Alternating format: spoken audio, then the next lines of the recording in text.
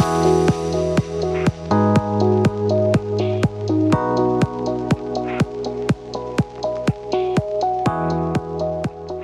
good evening, everybody. I'm Dr. Kurt Moody, and I'd like to first of all thank you all for taking some time out of your busy schedule to join us this evening. A presentation from Eyes on Eye Care. Dr. Roof and I are going to spend maybe the next half hour or so educating you about astigmatism. So we actually have 4 of these webinars. Today's, which is our first one, we'll go over some of the basics. And then in 2 and 3, we'll get more into the management of astigmatism. And finally, webinar number 4 will be really more of a question and answer period where we'll review a lot and answer a lot of questions. So as I mentioned, I'm Dr. Kurt Moody. I was actually just recently retired. So 42-year career. What I did for the first 22 years was I was in practice, like probably many of you are sitting here listening.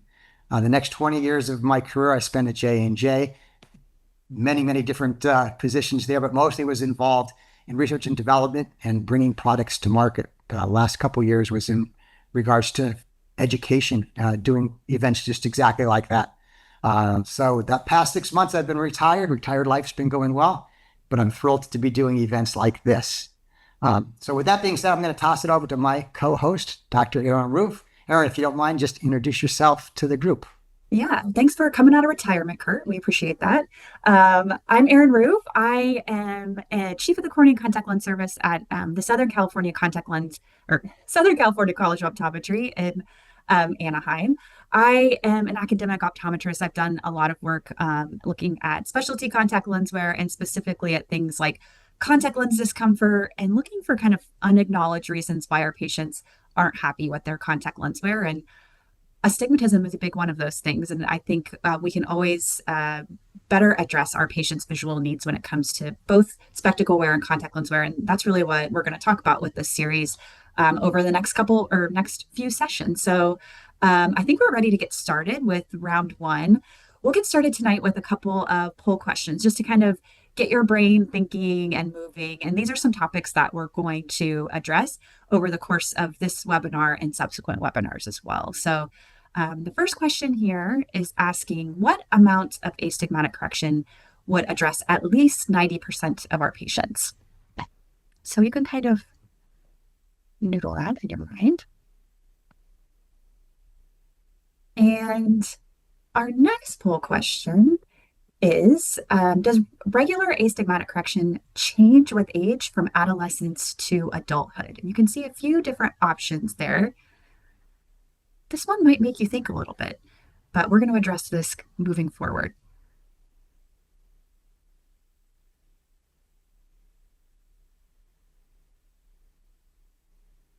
Okay, hopefully you've had a moment to kind of think through that. And again, kind of get your brain on topic for what the webinar is about tonight. And Kurt, I'm going to let you get started. Sure. Yeah, we're going to do some optics review here. We are. But again, just as a reminder, during the presentation, if you have any questions, use that little chat button on the bottom. Get your question in. It goes into the queue. And Dr. Roof and I will have the opportunity to address those at the end. But to open it up, let's talk a little bit about the basics of astigmatism. And I think a good way to do this, I'm actually going to go to my Dictionary of Visual Science. You know that dictionary we all had to buy in first year. And if we read the definition of astigmatism, it says that astigmatism is a condition of refraction where rays from a single point are not focused at a single point, but instead are focused as 2 line images at different points, generally at right angles of each other. And the diagram you're seeing here, I think really shows it wonderfully. First of all, for those of you maybe that graduated in my era, the word conoid of Sturm may not be something that comes to the surface really fast. But what that actually is a conoid is a geometric shape, and Sturm actually was a mathematician. Back in the early 1800s, he actually defined what an image would look like as it would go through a toric surface. Interesting, the fact that he was not an optometrist, not an ophthalmologist, but a mathematician. So when this entered actually into the optics of the eye, they went back and they wanted to actually name this conoid after him. But if we take a look at this diagram, we've got a patient here who actually has against the rule astigmatism because you could see the power on the cornea stronger in the horizontal meridian. So what's happening is that +2 horizontal power is actually producing a vertical line that's further from the retina. The +1 power that's in the vertical meridian is actually now producing a horizontal line, again, that's closer to the retina. Now, the interval between that, between the horizontal and the vertical line, is actually called the interval of Sturm, and that defines the amount of astigmatism. So as you can imagine, the larger that difference, the greater the amount of astigmatic correction. Circle of least confusion, again, if we remember, that's actually the area that would have the best focus. Again, if we think about that circle of least confusion, the larger it is, the poorer the quality of the image. Our goal as optometrists is always to make that circle of least confusion as small as possible. Now we can do that by shortening that interval of Sturm, or actually eliminating it would be the most ideal. But you could see along the bottom, it's showing you the different types of imagery that would occur depending on where you're at within that interval of Sturm. So with that basic understanding maybe now of the optics of what's happening, Dr. Roof, I'm going to toss it back to you. And if you don't mind just hitting on, what are the major types of astigmatic correction or error that's out there? Yeah, of course. Before I move on to the next slide, it is really helpful to kind of revisit some of these topics we might have learned long, long ago in optometry school. I really like the images of the circle of least confusion down here just to kind of remind myself what that actually means. I feel like that terminology is in my head when it comes to astigmatism, but to actually see, I can kind of visualize here how there's sort of a range of clear vision that your patient might get depending on how close the correction falls to that circle. And I think keeping that in mind will help make some other concepts we're going to talk about in some of the future webinars about presbyopia specifically kind of help tie in some topics. So take a look at that and kind of remind yourself what that circle of least confusion and the sort of range of vision in front of and behind it kind of mean visually for your patient. Exactly. As Kurt alluded to, we're going to review types of astigmatism. Now, you might be saying to yourself, I know what astigmatism means, but you'd be surprised when I ask my students sometimes what's the difference between regular and irregular astigmatism, they often look at me with blank stares. So it's sometimes good to refresh your memory on what the difference is between some of the definitions we have for the types of astigmatic refractive error our patients experience. So regular astigmatism is when the two meridians or the two primary curves of the cornea are perpendicular to one another or exactly 90 degrees apart. If those two major meridians or major axes are not perpendicular or are not 90 degrees apart, then that patient or that eye has irregular astigmatism. And irregular astigmatism is usually caused by some sort of corneal disease like keratoconus, pellucid, or maybe a traumatic event, a trauma to the eye or surgery to the eye. Our webinars over the next few days are really going to focus on regular astigmatism. But again, it's good to remind ourselves what irregular astigmatism looks like. Axes that are not 90 degrees from one another, often involving corneal thinning, corneal scarring, and other kind of corneal disease processes. In contrast, our regular astigmatism also typically comes in two sort of flavors. It's either with the rule astigmatism or against the rule astigmatism. Most of our astigmatic patients have with the rule astigmatism, which means that, like the image here, the topographic image here on the left shows that the vertical corneal meridian is steepest and the horizontal corneal meridian is flatter. And then against the rule astigmatism is the opposite. We see this bow tie pattern on topography where the horizontal meridian is steeper and our vertical meridian is flatter. Now, we're not always looking at topographic images like this, and sometimes we want to find ways to talk to our patients about what astigmatism is or isn't. I know sometimes people will use the sort of football or basketball or baseball analogy, and I've never really understood that because I actually remember as a kid someone explaining astigmatism like that to me, and I was trying to imagine my eye looking like a football, and it didn't make any sense at all to me. But I'm going to steal an analogy from Kurt because we were just talking before this, And he said an analogy he likes a lot is the spoon analogy, which I had never heard of before, but it makes so much sense now. And hot tip, it'll help you remember which one has the axis and which meridian. So he said to envision a spoon. I wish I had a prop here, but maybe you've got one close by.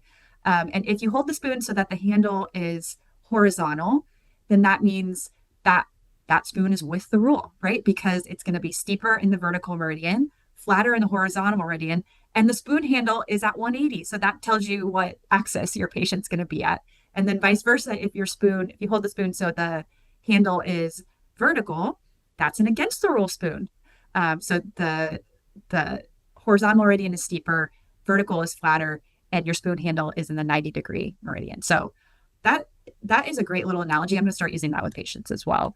And then I haven't mentioned yet, if you're not with the rule, if you're not against the rule, if you're not kind of 30 degrees within one major meridian, then you have oblique astigmatism. And while that's still considered regular astigmatism, that type of astigmatism, and we'll show some examples later, can sometimes be the most disruptive just because it doesn't fall on one of those major meridians that optically our eyes can kind of help cancel out some of the blur. And we'll show examples of that moving forward. And if we talk about correcting vision with a contact lens, sometimes those oblique axes like 50 degrees or 55 degrees can be tougher to find parameters to correct for as well. So hopefully that was a good refresher of what types of astigmatism exist. Kurt, can you talk to us more about sort of distribution of regular astigmatism in the population? Yeah, absolutely. And what you're seeing here on the screen right now is some data that was captured from a very, very large Australian chart assay. They actually looked at a little over 3,800 non-diseased corneal patients, and the astigmatism went anywhere from 0 up to 5.5 diopters. And you're seeing, basically the histogram of that distribution. I think the things that I'd like to call out is the fact that, and again, I think it jumps out at you just by looking at the data, the vast majority of the patients had either a quarter diopter of astigmatism or actually no astigmatism. The actual data itself tells us that was 51.9% of the population. Let me see, looking at my numbers here, 44.8% of the population had anywhere from a half a diopter to 1.75 diopters of astigmatism. So again, if we encapsulate that all together, what it's telling us is that 96.7, the vast majority of these patients had 1.75 diopters or less astigmatism. That group that was above 1.75 was actually only 3.3%. So although, for all of us, I think when we start thinking about those astigmatic patients in our practice, it's the minus 250, it's the minus 3.25 that pops up into our mind. But truly, the numbers are telling us the vast majority of patients that we're trying to correct is 1.75 diopters or less. Now, I know that, Aaron, you and I had a little conversation about that, and I love the point that you wanted to make on that. The fact Yeah, that so many are under 175.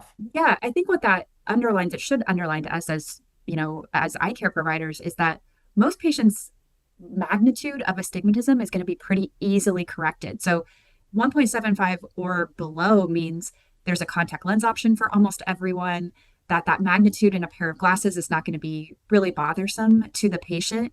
And, a lot of people will oftentimes be shy about prescribing the full amount of astigmatism, but when we're considering that most people in the population have this relatively low to mild amount of astigmatism, we should be correcting all of that in both glasses and contacts to really give our patients the best vision they can get.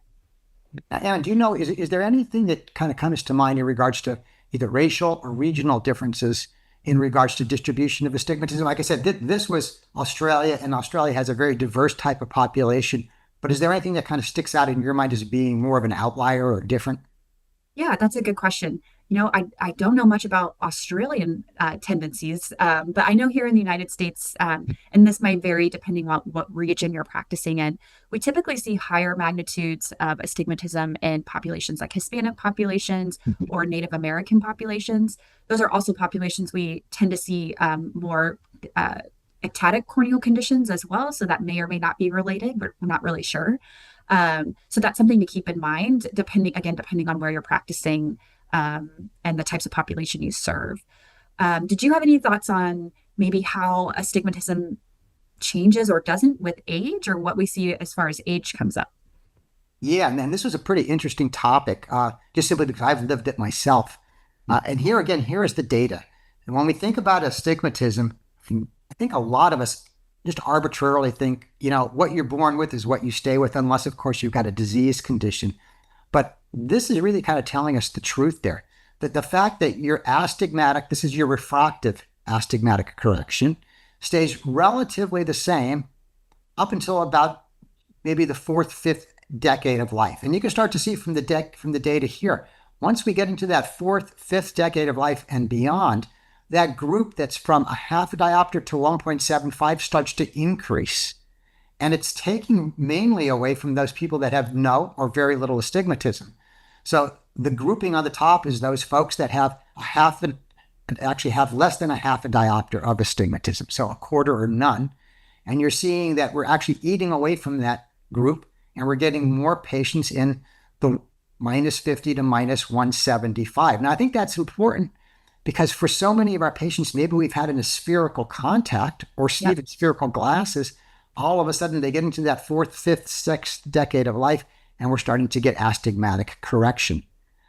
Also, it's not only just the magnitude of astigmatism, but if we go to the next slide, Yep. it's the direction or it's the type of astigmatic error that's occurring.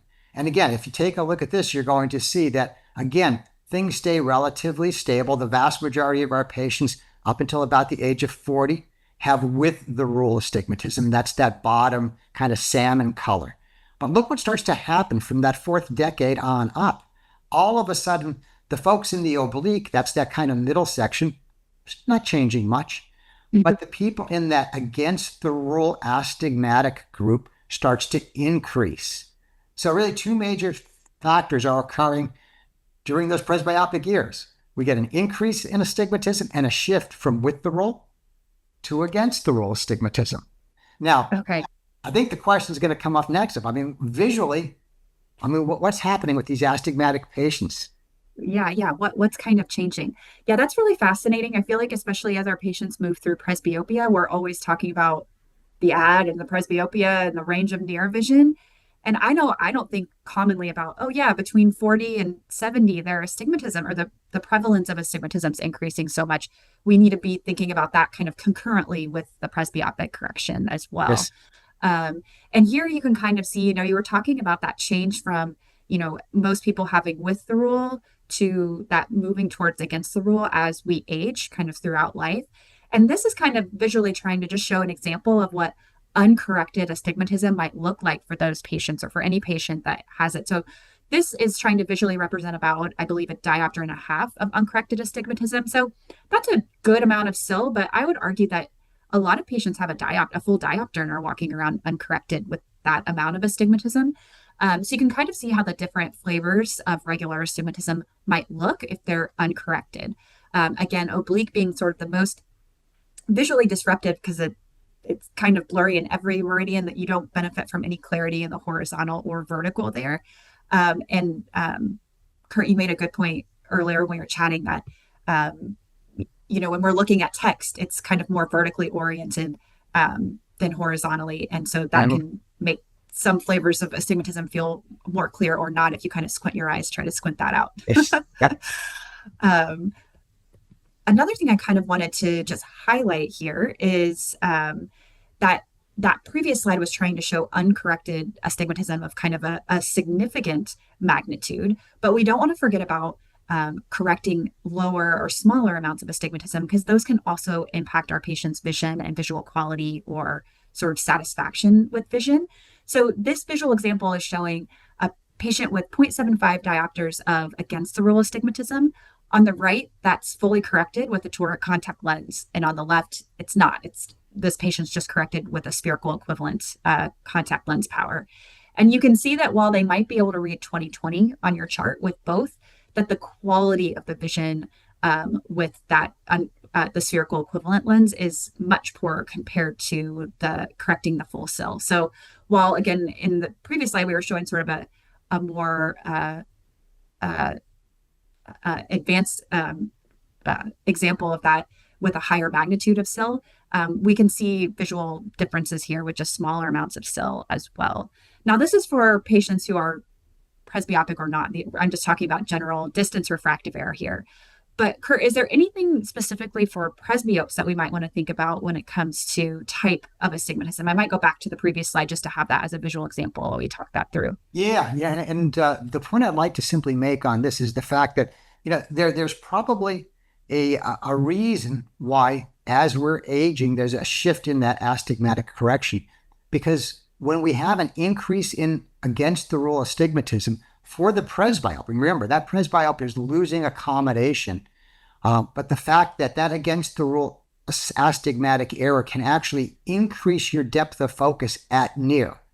So actually, if you think back on that very first slide that we introduced, where we were showing that what's happening with that interval of Sturm, what's happening with that conoid, the fact that against the rule astigmat, we're going to have a line that's going to be more in focus further from the retina. And that actually is a term that's called pseudo-accommodation. So the fact that you've got a certain amount of against the rule uncorrected astigmatic error can actually benefit your presbyope. And that's something we're going to delve into a little bit more when we talk about management in the next couple sessions. But keep that in mind optically, what's happening with that presbyope, because a small amount of against the rule astigmatism, especially in the non-dominant eye, can actually sometimes help that uncorrected presbyopic patient. So again, just a little nuance there. Okay, good to know, because that means that also might be why we sometimes feel like our presbyopes don't need the astigmatic correction. We might say they're doing fine with a spherical lens because they've already transitioned into that against the rule astigmatism. That's giving them that pseudo accommodation boost that you're talking about. Exactly. Okay. We'll talk about that more, I have a feeling. We will. Okay. So this kind of wraps up what we've got for you for today. Again, a general review of optically what's happening for our patients, as they're aging, and a little bit better maybe understanding optically of what's happening with the astigmatic eye. So hopefully the nuances of what we gave you here today will help in your management of your patients. If you haven't, you still have time. You could kind of go down, you could click on that chat button, add any questions, because in the next few minutes, Erin and I are going to delve into those questions and answer anything that may be top of mind. So again, thanks for your time. We'll give you maybe a minute or two, and then we're going to jump into those questions. Erin, anything you'd like to add? That's it. I think you covered it all. Thanks so much. Very good. Hey, Ellen, looks like we are now at the question and answer section. So first of all, thank you to the audience, because we've got a number of questions that have been put into the chat area. So we're going to start in on these questions. We'll probably go through these over the next 7 or 8 minutes. But if you do have any further questions, even as we're having this discussion with the ones that are in the chat box, just go to that chat area and type in your question, and we'll be able to get to it before the end.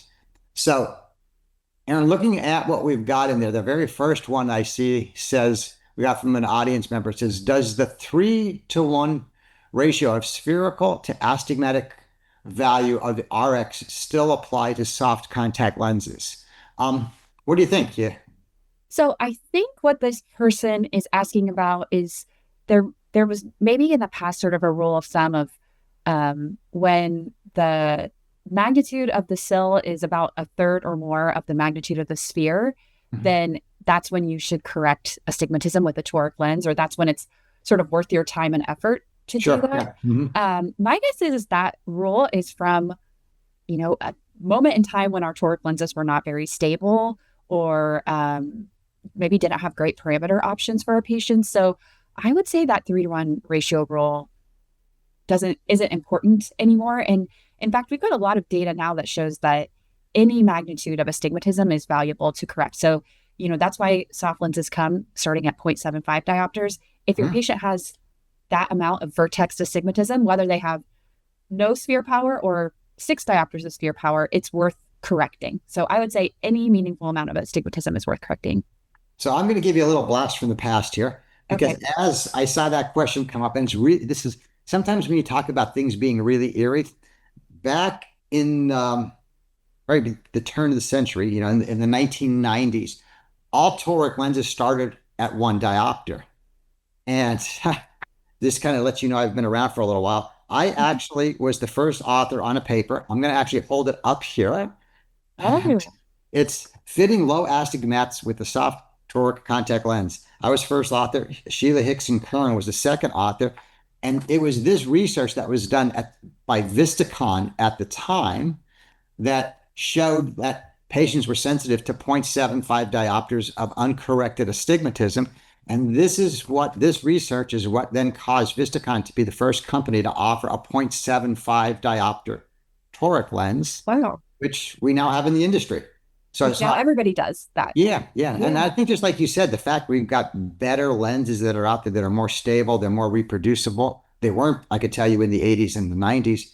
I think really the general rule of thumb, just like you mentioned, is if you've got 0.75 or greater, especially if it's a non-presbyopic patient, we definitely should be correcting that. for sure, for sure. It's also good to remember it may not mean your patient still may read 20/20 without that relatively low amount of SIL, but the quality of their vision is going to be a better. So it's going to Yes. be a better 20/20 for them with the 0.75 SIL than without it. So we've got another one here. Let me read this one to you. And this person is asking, why is visual acuity clearer when tipping your head down? Let me see you put your head down, Aaron, and looking through the superior area. Um, Sure. I don't think I've ever noticed that, but what do you think? So I'm not sure if they're referring to a looking through the superior area with a contact lens or a Or the spectacle glasses? lens. I don't But I know. guess Yeah. either way, I think maybe they're just creating some sort of a smaller aperture, so you're getting like a level of a pinhole effect, Mhm. just eliminating some light that's coming in. Maybe Yeah. that's my best answer for that. I would go with the same thing. Yeah, I Okay. think, yeah, I Okay. think I get that pinhole effect we all know. Yeah. So instead of maybe doing this, you're tipping your head down. That would be my guess. Yeah. Yeah. Um, so we've got this one too. So why does astigmatism increase with age? So that one I'll take Yeah. actually. And yeah, it's a pretty interesting question. And the data, so if you, I've gone through a ton of the peer-reviewed data that's out there. They don't have 100% alignment that this is the reason. But I've read that as we age, you get changes in the collagen layout in your cornea that makes it a little bit more malleable. And then, just like everything else that happens to us as we age, our skin loses that elasticity. So you're losing the elasticity in our lids, and we see it all the time in our patients. That's why they get upper and lower lid blepharoplasties. But they believe that decrease in the elasticity of the eyelids is then changing the stress on the cornea. So collagen fiber changes along with that change in the lids is causing the increase in astigmatism and then the shift from with the rule to against the rule. But everything I've read says that seems to be the leading hypothesis, but they really don't have 100% data on it to be able Okay. to say that's exactly what's happening. That's So, really interesting that yeah. what we would consider like insignificant lid force is significant over time. So Yeah. that's cool. I like that. It's a good fact. So here's one for you. It's Okay. actually even specifically asking for you. Can Dr. Roof discuss the correlation of astigmatic blur with contact lens comfort? And the reader says because they had read a paper that you had published actually talking a little bit about that. Well, I've done a lot of work looking at how vision might influence comfort, and I've looked at some other work by other people. There's been some good papers by Stephanie Cox, David Birdson that have looked at low um, low toric correction, and looking at kind of letting patients with low amounts of astigmatism wear a spherical lens and a toric lens, and then kind of comparing their perception of vision, comfort, just subjective satisfaction with the lens. And it's really interesting, even with low or mild amounts of astigmatism, patients prefer, I already kind of mentioned earlier, vision with a toric lens, even when it's just 0.75. But also, they tend to score better on surveys that um, measure visual comfort or kind of uh, visual comfort. So surveys like the CISS, which kind of measure things like eye strain and fatigue. Patients, when we fully correct their astigmatism, have much less eye strain and fatigue with a toric lens. There's also been some good studies that look at um, visual satisfaction and comfort when like looking at screens or an iPad. There was a good clinical trial back in 2020 that looked at that. So it's good to remember that our patients don't have the same vocabulary around eye sensations that we do. So any visual discomfort, they might just say is general discomfort. Good. So it looks like we hit all the questions. Very good. So thank you, first of all, to everybody that submitted the questions. It's always great to get those back from you all. Anything you want to say, kind of wrapping things up, Erin, before we sign off? Yeah, no, I think this was a good start to the series, and we'll see everybody hopefully at the next round in a few weeks here. And if you have any questions that come up in the meantime, we'll be ready to address them then. Yeah, absolutely. And the plan is, we're going to kind of build on this. This was the basics. Our next one, we're really going to talk specifically about management. We're going to talk about glasses, especially for kids. We're going to talk about correcting with soft contoric lenses. We're going to talk about RGP correction, and we're going to talk about surgical. So again, I'm going to do all that in about this 30-minute time point, same type of format. So absolutely join us. And thank you again for giving us your time this evening.